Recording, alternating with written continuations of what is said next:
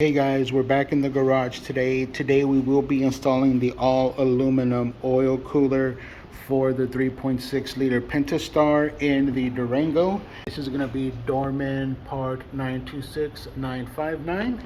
Now I'm going to do my best to keep it short and simple. So let's start by removing the upper and lower intake manifolds and then getting to the stock oil cooler and then removing it. And yeah, okay, so we got the upper intake hose removed as well as the engine cover. We have them sitting over there to the side. Okay, so here we are. We got the upper intake manifold taken off. You're going to disconnect the throttle body, this sensor here, 1 2 3 4 5 nuts on the front side. You'll loosen 1 2 3 4 5 6 7 8 bolts up top. Of course, you'll disconnect all the hoses from up top.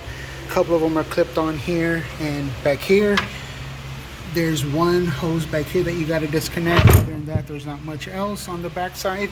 You simply lift this up off of the lower intake manifold. The lower intake manifold we have here, there's 3 bolts on either side that you're going to loosen up. You also got to disconnect the connectors for the fuel injectors here, and then you're going to lift everything up.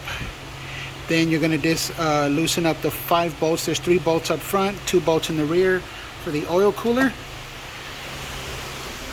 this is a replacement one. So you loosen up 1 2 3 and then 4 and 5. Now we just got to disconnect the pigtail back there as well as that hose clamp right there, and then we'll pull this out. I will say this, in order to get these bolts off, you do have to have an inverted Torx bit. So this is an E8. Alright, so here we are. We got the factory oil cooler and oil housing removed. This of course is the aftermarket one. Got the gaskets already on where they need to be on both of them. Just got to take this, I think this is the oil temperature or oil pressure, install it in the other one, and then just get it reinstalled, and then we'll be good.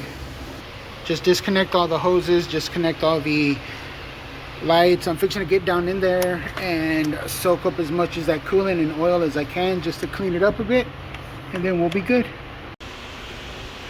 So we got the new oil cooler in. I got the lower intake manifold installed. I got all the bolts torqued down to 80 inch-pounds. Upper intake manifold on, get it all torqued down, and of course reconnect all these hoses. We got 1 2 3 EGR 4 and a whole bunch of little connectors that got to get put back in. All right guys, we're back. The job has been completed. We got all of our bolts and nuts torqued down to the proper spec. Got all of our connectors up, upper intake, lower intake, all of the hoses are connected, intake tube. The hardest part of this entire job was this little hose here. I think this is the EGR valve. You can see the Dorman yellow, the aluminum housing. So we got that upgraded. Another after video real quick. I forgot to add this before, but here she is all buttoned up, looking nice. Some coolant did spill before. It was at full. Right now it's at the minimum, so I'm going to go ahead, get her topped off with some good old Mopar coolant. I couldn't remember the name at the time, but Prestone Max Violet for the Mopar Stellantis vehicles is also what I use in lieu of the Mopar brand. But yeah,